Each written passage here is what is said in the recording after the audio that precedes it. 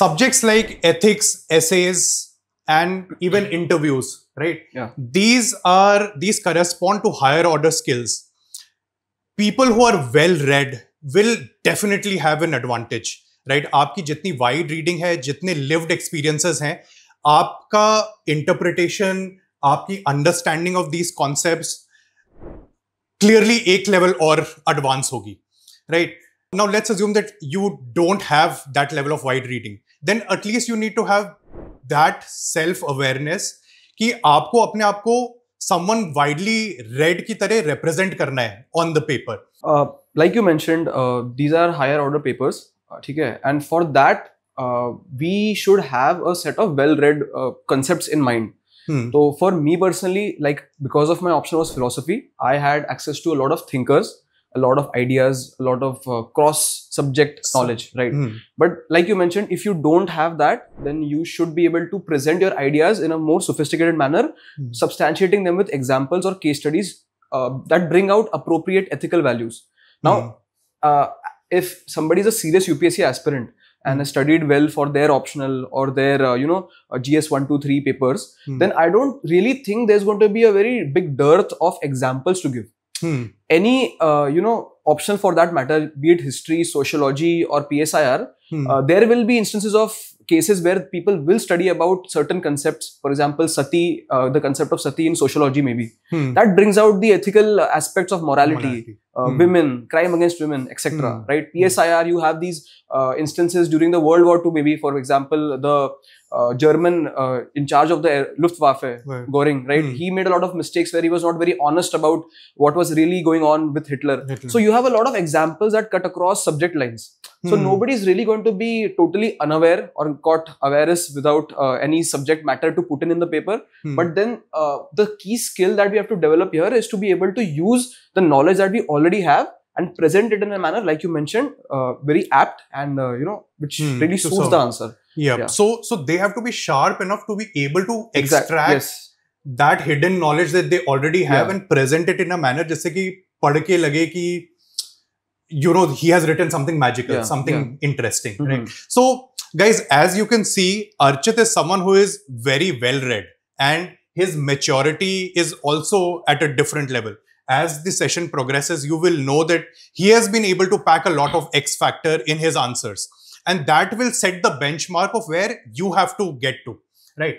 Now, jumping into micro themes. These micro themes look like a lot, but we have actually subcategorized them. So you will see that applied ethics cross corporate governance is there. Applied ethics cross IR is there, right? So within these micro themes, I believe there are these 3-4 micro themes which are very hard to prepare and they are abstract. Quote based is going to be one of them, where you have thinkers and scholars whose quotes are there. Attitude cross practical intelligence is another such theme where you will see questions like mindless addiction to form, ignoring substance of matter results in rendering of injustice. So these are like practical experiences that civil servants, practical dilemma that civil servants face. And one guy is choosing to be result oriented while the other person is following rules and not delivering. Questions are going to be something around that, right? So these are also the kind of questions that you can't prepare, right? There are no notes, there are no right answers, right? The third category would probably around the nature of values, right? So nature of values would be questions like, what does happiness mean to you? Correct. Things like that, right?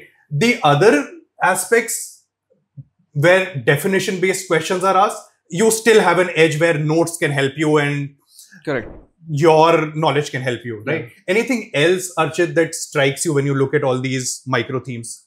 It's just the fact that I feel like the syllabus that they have provided us and these micro themes that we have, sort of come down upon. What one must also keep in mind is that there will be n number of linkages between the subject matter itself. Like you can see here that your corporate governance is mixed with your applied ethics, etc. So then we should be prepared for these kind of dimensions when we are really studying for the exam. For example, if you see work culture here, it's not just going to be limited to a place of work, for example, your IT sector. It can be in the government offices as well. It can be in the civil society. It can be in the panchayats. So we have to really sit down and think about what are the different dimensions. Like, for example, your ethics is mixed with politics. It can very well be with the way that NGOs function. There are certain problems related to that. Then it can be with respect to medical professions. So a lot of dimensions can be created. It can be opened. And when we sort of prepare, as we brainstorm, a lot of creative ideas can come up. And I think that should be incorporated in the preparation itself. So that we have a lot of examples, a lot of dimensions, cross-border linkages, cross-subject linkages. And I don't think there is any need to sort of limit yourself to certain subject matter. Any Netflix show that you have watched, any book you have read, feel free to use these concepts, although they should be apt to the subject that is being asked. But then a lot of these things can also be put in the paper, which can sort of give you give high marks, right? So that is my take on the micro themes. Archit is absolutely right. So the things that Archit is talking about makes your answers look fresh as well. अगर आप इन सब चीजों में भी कहीं से रट के आ रहे हैं ना, we have also observed this, that your answer comes out as very dry. It's not quoting something. Netflix से अगर आप कुछ interesting सी चीज quote कर रहे हैं, right? उसका effect ही बहुत अच्छा है. अब interview में भी we asked this question to a lot of candidates, which has been your favorite movie, and सब लोगों ने I think लापता ladies का नाम लिया है, right? Women related. Right. So, and a lot of students have also quoted these movies in their ethics answers. So, आप कहीं से भी ये सब X factor लेके आ रहे हैं, it sounds really good, and everybody is aware of these things as well, right? जो आपके evaluator हैं, उनको भी इन trends के बारे में पता है, इन movies ये इतनी popular है, इनके बारे में पता है, and you come across as someone who is not वो रटाया कुछ ज्ञान नहीं दे रहा है इतना ज्यादा, right? अच्छा, now another important thing that I wanted to ask you, कितना बड़ा disadvantage है if I don't have a strong grasp on thinkers and theoretical aspects of ethics? See, I'll definitely concede that it's an edge. You will have something to put in the paper. थोड़ा आप ethical aspect जो पढ़ते हो philosophy में भी, because every philosophy has its own part of ethics. So that can help you a lot. But then I think because subject में दिया हुआ है, syllabus में दिया हुआ है कि philosophical thinkers और moral ethics की parts जो आते हैं, तो by default when you study your ethics subject, you will come across a lot of thinkers. At least the relevant portion of their ethical philosophies. तो उसमें the thing that I'm trying to say is कि have a reading of the major philosophers who have spoken about ethics. For example, Gandhi ji की जो philosophy है on reaching the last mile, the chain principle, Kant की जो philosophy है of duty before everything else, which is deontology, Aristotle का golden principle है. So these are things that you cannot skip in the ethics preparation. मतलब आप ना चाहते हुए भी you will come across these concepts. Swami Vivekananda पे बहुत questions repeatedly आते हैं. सरदार पटेल जी पे questions repeatedly आते हैं when the syllabus part वो civil service वाला आता है. So these are things that you cannot really miss. So I think have your foundation skills good on these few thinkers. And then फिर अपनी जो general reading जितना आप कर पाते हो, उतना जितना आप मेहनत कर पाओगे उतनी आप कर लेना. If you are lucky, you will directly hit the spot. Otherwise, you will have enough content and knowledge of ethical principles to at least write a good answer and make it seem as if you know what you're talking about. So that is the best we can do. Perfect. So clearly, you don't advise students to skip the scholars and thinkers wala part and keep trying to manage. Usse nahi hoga na. Like if a question is asked on some specific thinker, like Dayanand Saraswati ji pe question पूछा गया था, so then if you don't really know anything about him, then आप कितना ही ethical principles घुमाओगे, मतलब आप वो समझ जाएगा examiner कि you're trying to beat around the bush. I mean, if you don't know anything, please do that. That even that 1 mark can be very helpful. But then if you want to get moderate or average or good marks, then there is a level of knowledge that you must have. And I think it's not a very difficult thing because आप जब modern history पढ़ रहे होगे, then you will study about him in some manner. So it's now up to you how you creatively use those ideas to sort of give an ethical answer कि okay, he focused on the Vedas, the good principles, monotheism, anti-caste, women empowerment. So there are 5-6 ethical parts मैंने अभी बोल दिए. तो इसको keyword में डाल के अगर आप थोड़ा बहुत लिख पा रहे हो कि उन्होंने क्या किया था इन चीजों पे, then you can deliver an answer and make it seem as if you know you've read about him, etc. Yeah, absolutely perfect. So let's dig in deep. The first micro theme that we are picking up is practical intelligence, right? Again, no reference books needed. we cannot exclusively prepare for this topic, right? It's not like emotional intelligence or attitude. अच्छा, अब और थोड़ा इधर आ जाओ. हाँ. It's not like attitude or emotional intelligence, and practically on ground civil servants कैसे react कर रहे हैं, क्या उनका attitude है, उनके उसके related है. Right? So give us some insight on what happens. You read the first question, what goes inside your brain? Right. So like the first question is that mindless addiction to form, ignoring the substance of the matter, results in rendering of injustice. And a perceptive civil servant is one who ignores such literalness and carries out true intent. Examine the above statement with suitable illustrations. So, like I said, the first part of the question is that पहला sentence तो बस context set कर रहा है. I mean, you have to talk briefly about it, but the real question here, जिसके आपको marks मिलेंगे, is the examining the above statement with suitable illustrations part. So right off the bat, I can tell you that you have to have certain examples ready with yourself कि कहाँ civil servants ने अच्छा काम किया है, जहाँ पे true intent actually मिला है हमें. Now this can be your broad examples. For example, collector bro initiative था कोई कोड में, वो आप लिख सकते हो एक तरीके से. एक fund your city campaign है स्मिता सबरवाल का, to help you sort of fund your city and water crisis को manage करने में ये है. फिर the metro that we have built in Delhi, वो वाला आप example दे सकते हो. So you should have examples ready with respect to civil servants and parts where actual good work has happened. ये तो आपका ready हो गया, आप डाल दोगे. Now how do you approach this question from the get-go? So mindless addiction to form and ignoring the substance of the matter. Now because I have studied philosophy, so I would start this question with a sort of critique of Plato, which Aristotle has given. Because Plato talks a lot about forms. He talks about a lot of ideas. He says that जो हमें दिखता है चीजें, they're just presentations of the real ideas that exist in some transcendental space. But Aristotle is like, यार, you are putting everything in a transcendental area. That is not the real case, right? What exists is the substance, which is actually the idea mixed with the form or the matter. तो जो चीज हमारे सामने है, जो हम छू पा रहे हैं, that is not just a presentation, that is actually something real, and we should work with that. So I would sort of start my answer in that manner कि यार, just focusing on the form like Plato did was criticized even by Aristotle, who said that what is real is form plus matter, which is the real substance. ठीक है? And then I would say that I would kind of project it in an ethical manner now, because it's talking about rendering of injustice, where I would say that just making policies and just promising things on paper is not going to deliver justice. For true justice to happen, it has to be felt by the people. It must be seen. So in that manner, I would sort of lead my argument into how it is relevant for a civil servant, which would be a body part. So a perceptive civil servant is one who ignores such literalness and carries out true intent. So here you have to be very careful. Now we can't just say that perceptive civil servant वो है जो ignore कर देता literally पूरा.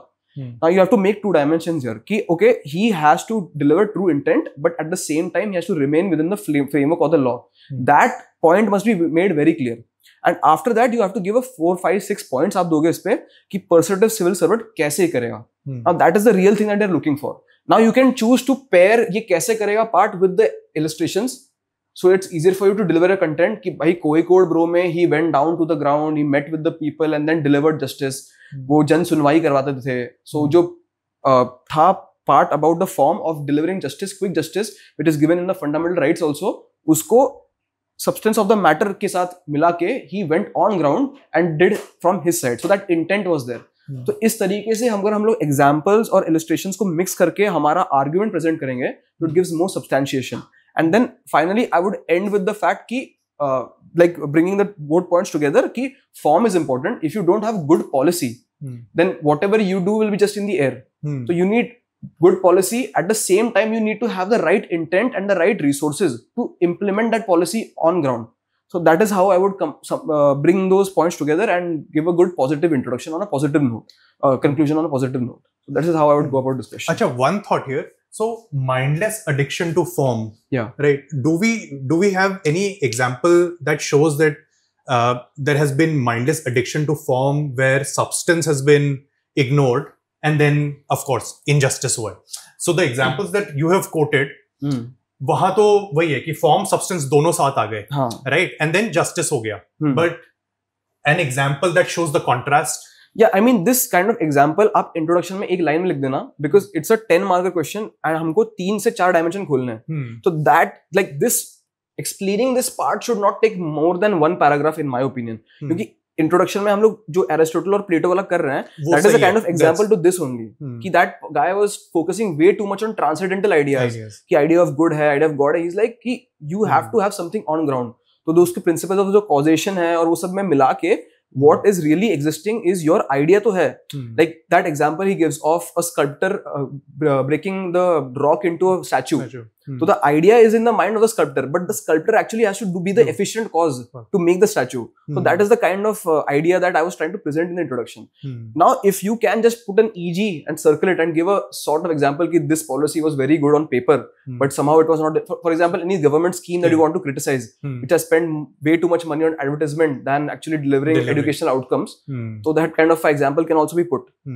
So that is something that you can come up with. So I guess Archit made it very clear that he had a very powerful opening with Plato and Aristotle, and he didn't want to go with examples या वो सब उसके inferior ही लगते हैं. आप एक thought के साथ present कर रहे हो, nothing more powerful than that, right? So perfect.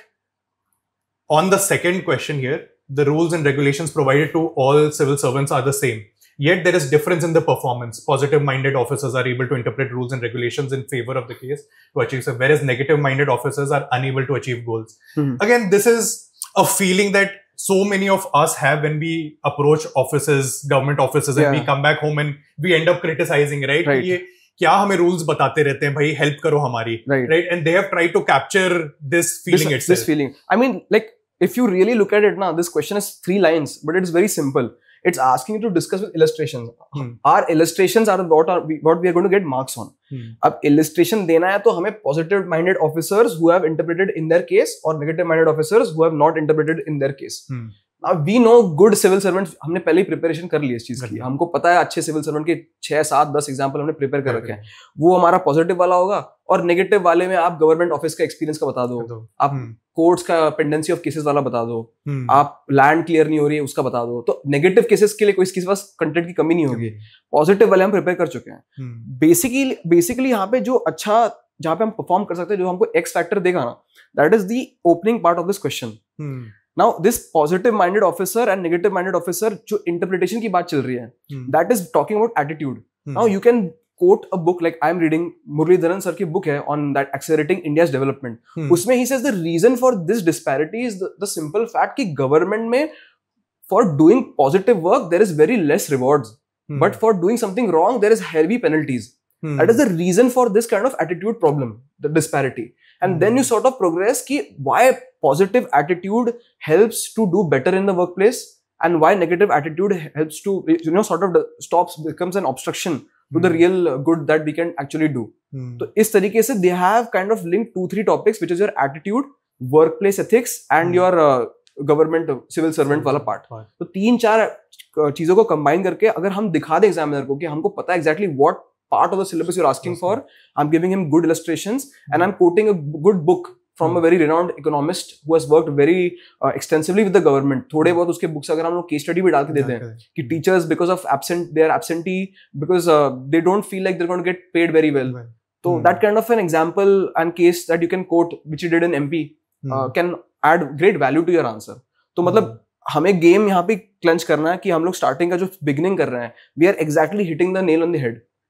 So, and then our discuss with illustrations wala part will give us the rest of the marks in the body part.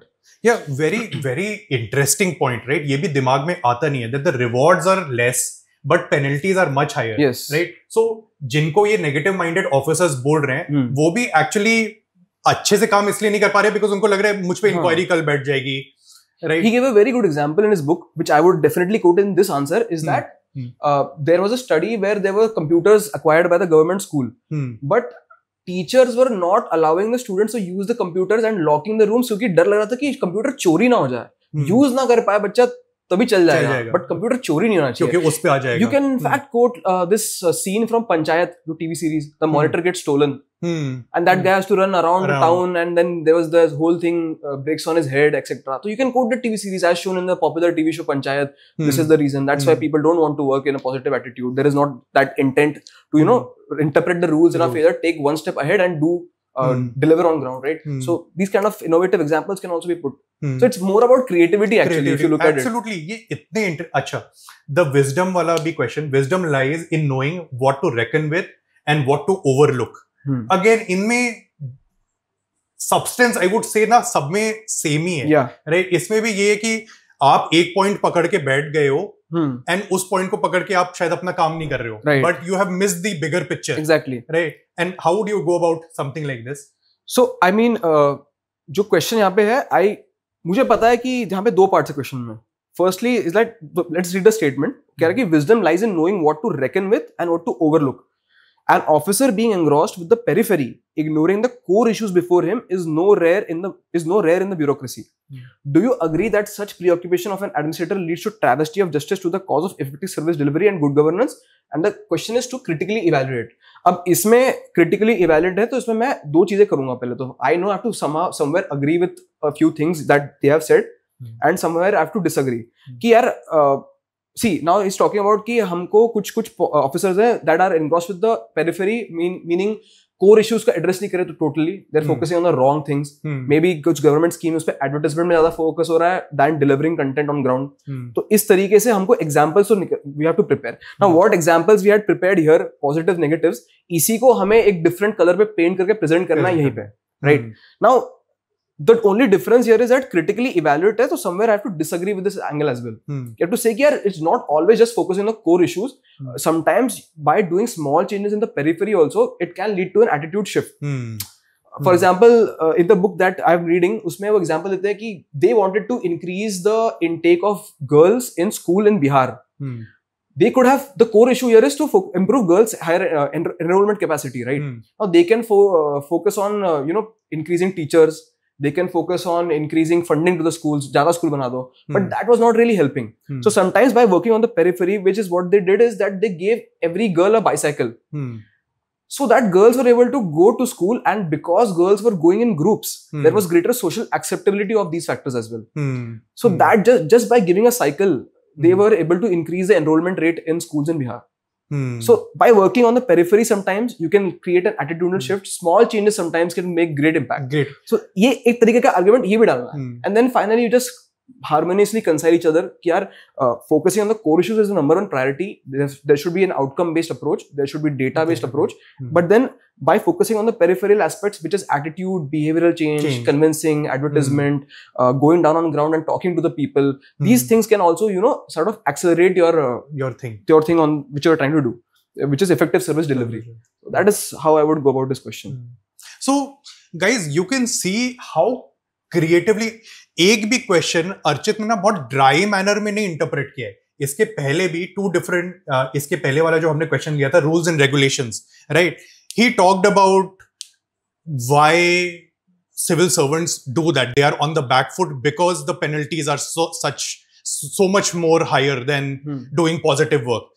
आप ये सब सारी चीजें सोच पा रहे हैं तो आप अपने आंसर को नेक्स्ट लेवल पे ले जाएंगे. अगर आपने यहाँ पे 3 पॉइंट्स लिख दिए हैं पॉजिटिव वाले, 3 पॉइंट्स लिख दिए कि कहां पे रूल्स रेगुलेशंस फॉलो नहीं हुए हैं, right, it will not create the desired impact, right? So yep, I think this section has been an eye opener, right? अच्छा, let's see how you take a shot at this question. The true test of civil services lies not in following orders but in standing for justice. So not in following orders but standing for justice. Again, something similar to that. Now it's asking me, do you agree or not? Now this is somewhere you have to become careful. Like for example, civil service is a very hierarchical system. Let's be clear about that factor. Okay? So it's not as if, and it is not saying wrong orders. It's saying just orders. So don't just go blindly and agree with this statement, because it's asking you very categorically, do you agree with it or not? Let's have a balanced opinion which is being tested here.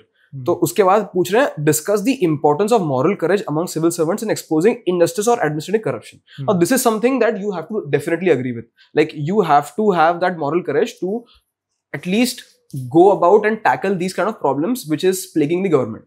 So to answer this question, firstly, तो यहाँ पे do you agree or not agree, दोनों angles हमको देने पड़ेंगे. So the true test of civil service lies not in following orders but in standing for justice. I would first, in a few points after my introduction, talk about how following orders is important in a hierarchical system. It follows a fixed channel. Efficient service delivery भी हो सकती है इसके through. ठीक है? There is not much confusion and there's less scope for discretion, which is a big problem. And you know, if you don't follow orders, it's not just about your immediate seniors, it's about the orders from the court also. You have to sometimes implement those orders as well. But in standing for justice, what it can be, you know, interpreted in the level of individual capacity. Now, as a civil servant in my position, I must stand for justice. ऐसा नहीं है कि मुझे कोई order आ रहा है तो मैं follow ही नहीं करूँगा if I don't like it. There has to be a open-minded approach कि there is something, there is a larger goal at stake, and in my position right now, I might not be able to see the bigger picture. So you have to talk from both ends, right? उसके बाद when it comes to the importance of moral courage among civil servants in exposing this, you have to kind of agree with this point, because I don't think there is a second angle to this. That there is moral courage is not important. So now once you have studied moral courage, थोड़ा हमने पढ़ लिया morality और courage और ये सब values है, then we have to give examples, case studies, कहाँ civil servants have, you know, taken a step ahead and exposed this. तो हमारे 2G scam जो expose हुए हैं, some name of that civil servant, Ashok Khemka sir का नाम आप लिख सकते हो. तो ऐसे बहुत केसेस है, इंस्टेंसेस आपको मिल जाएंगे. When you prepare for the ethics paper, there is not going to be a paucity of these examples and case studies that are going to come in front of you. तो इस तरीके से ये 4-5 चीजें list करके, then I would, because I want to add another dimension, I would add ki how I would sort of inculcate this in new civil servants, right? So I would quote the Santhanam committee ki recommendation unme tha ki the reason for corruption in India is the lack of idealism in the youth. So I would somehow add that point and be like, youth have to think idealistically, even though it sounds a little, you know, over the top, but then at least in thought and in action, we must try to be idealistic. We must try to idealize people who are the good officers, who are tackling corruption on ground, etc., etc. So, ऐसे करके I would conclude my answer. So this is how I would go about this question.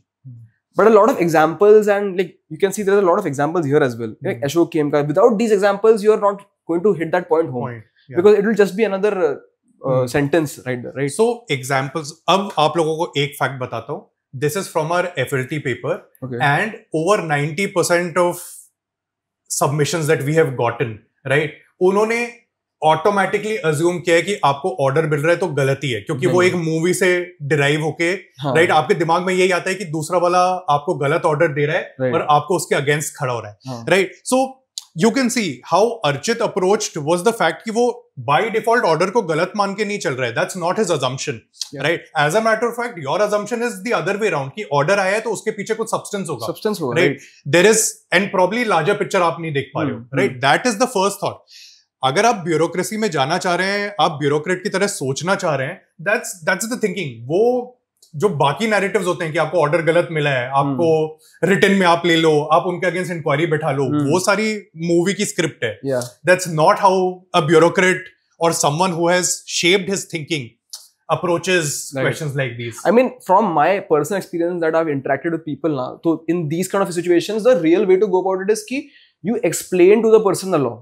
You show them sense that this is illegal, this is how it is going to be, this is this, and then you this moral courage wala part ki then you take a stand ki sir, this is not going to be possible, I'm not going to be able to do this thing. That is the way you go about it. Now, how strong are you able to oppose the person or sort of take it on you? That depends on your level of moral courage. But then inherently this statement just assumes the fact that any order that you get is not going to be worth it. You have to stand for justice. That is taking it too far, right? Absolutely. So, आप services में हैं, somebody who is issuing orders to you, he won't be an irrational actor, right? So, जैसा अर्चित ने भी बताया, practically speaking, बहुत ज्यादा उनसे बात करके भी, you could have, you know, you can try to explain your perspective, try to. Also, there is a very fine line here. I just realized that कि the true test of civil services की बात चल रही है, not following orders. You are going to be taking orders from politicians. आप justice का झंडा लेके नहीं खड़े हो सकते. You have to be answerable to the representative of the people. तो उनसे तो आपको ऑर्डर लेने ही पड़ेंगे. Your job is to implement that order. You are the executive branch of the government, not the legislative.